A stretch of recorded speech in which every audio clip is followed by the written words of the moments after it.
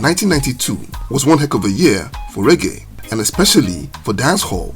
After relegating Roots Reggae to second place in Jamaica in the 80s, it would become a true international sensation in the 90s. And ironically, it was also the year that Roots Reggae began to make a comeback via a movement that became known as the Rasta Renaissance, courtesy of artists like Garnet and Luciano, with both old and new artists scoring major hits in the charts. Let's take a look at the top 10 reggae anthems of 1992. Number 10, Flex by Mad Cobra. Towards the end of 1991, Columbia Records signed Mad Cobra to the label and put him in the studio to record the songs for his upcoming album Hard to Wet, Easy to Dry. After recording 11 songs, they needed one more to complete the album, so he voiced an up-tempo track named Flex. But while playing the instrumental in the studio, the tape player would develop a fault and played very slowly. Immediately, he and all the personnel in the studio decided to make it a slow song. The great Sly Dunbar was flown in to help to craft the rhythm, and upon release in early 1992, it caught fire in Jamaica's charts. This song is a seductive charmer featuring Mad Cobra's slick vocals and Sly Dunbar's exquisite instrumentals. It went to number 1 in Jamaica's charts, number 13 in the US singles charts, and number 1 on the US rap charts, and also charted in several countries. It was simply huge on playlists, in nightclubs, parties, and heavy rotation on radio stations worldwide. Number 9, Just Wanna Know by Maxi Priest. The London native was on fire in those times, and the biggest reggae star out of Europe on the strength of his last album, Bonafide, plus his collaboration with Shabba on the smash hit House Call. For his follow-up in that year, he recorded 10 songs that would form his next album, Feel Real, and Just Wanna Know was the biggest single of that compilation. Stylistically, it followed the same template of House Call and was even voiced over the same rhythm. A certified banger that was in heavy rotation in clubs and parties everywhere, very far from the success of House Call, but definitely among the best of that year. Number 8 is Growing by Garnet. Off his first album of the same name, the great Garnet Damian Smith, best known as Garnet Silk, unleashed this masterpiece that was a passionate celebration of his Rastafarian faith. That song was a huge breath of fresh air amidst the massive level of slackness that came as part and parcel of the dancehall wave. It was among the first songs that announced the dawn of what became the Rasta Renaissance. It was a cover of a Heptones track of the same name from the 60s, but Garnet made it his own by the power of his warm, emotive voice, and that song became his first signature tune and among the best of that wonderful year. Number 7, Ting-a-Ling by Shabba. Shabba was by then among the hottest artists on the globe across all genres, with the mega smash success of his album As Raw As Ever from the previous year. For his new album, Extra Naked, dancehall production wizards Steely and Clevie put together what became one of the hottest dancehall tracks of all time, a thumping braggadocious masterclass from Shabba, on which he took subliminal shots at his then biggest rivals, Ninja Man and I believe Supercat.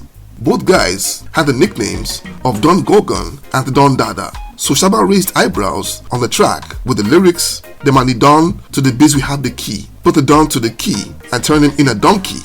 Number 6, Ghetto Red Hot by Supercat. If there's one single track that cemented his reputation as an international superstar, it was this street anthem that gave street-level commentary about the gritty inner workings of ghetto life in Kingston, Jamaica. It was huge in Jamaica and became a massive crossover hit in the US, as it was big in reggae circles, and not to mention the hip-hop community embraced it big time, and that song would even influence superstar rappers like Heavy D and Notorious B.I.G. In fact, it formed the blueprint of the hip-hop dancehall fusion that was huge in the 1990s. It was also one of the main songs that made the album Don Dada such a landmark body of music and an all-time classic. Number 5, Informer by Snow. This song was probably the most surprising track of the year, as it became a huge breakout hit, selling lots of records and getting rotational airplay on the radio and parties for a long time before anyone discovered that Snow wasn't some red-hot smoking rude boy DJ from Kingston, Jamaica, but instead an Irish-Canadian dude called Darren O'Brien from Toronto. This track was fire and hit number 1 in 8 countries, plus top 10 in the charts in 8 other countries. A wicked jam, as we used to call them in the 90s. Snow's rapid fire flow and flawless patois would make it impossible for anyone who hadn't seen the video to believe that it wasn't Jamaican. It became one of the most iconic dancehall tracks of the 90s and definitely among the top ones of that wonderful year. Number 4, Sweat by Inner Circle. Back in those days, when MTV actually used to play music, they played the hell out of this song. Of their most successful album, Bad to the Bone, Sweat became a breakout hit that topped the charts in 8 countries, and in Germany in particular, it stayed up at number 1 for a record-breaking 3 months and 1 week.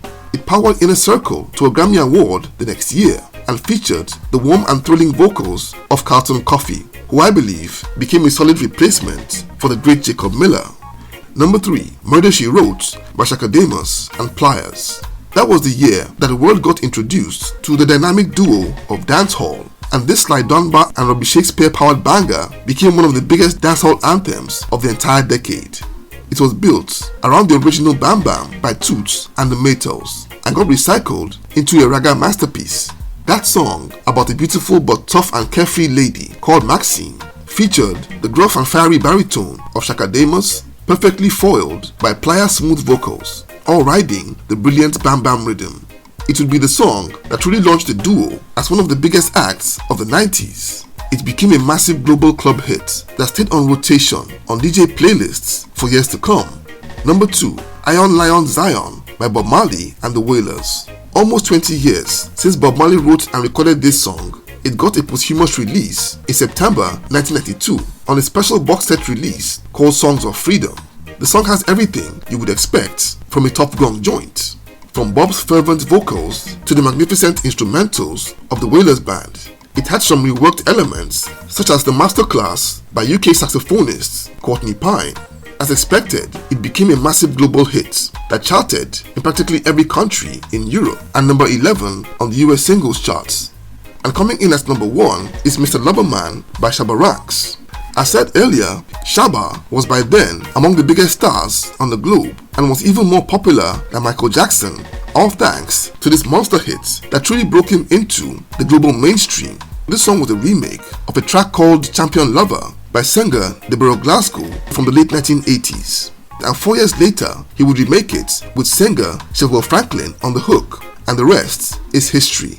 It was a masterclass in Shabba's trademark seductive slackness, riding the slick, sublime instrumentals put together by producer Mikey Bennett, and it featured a sample of Maxi Priest's iconic cry, Shabba, from the song House Call.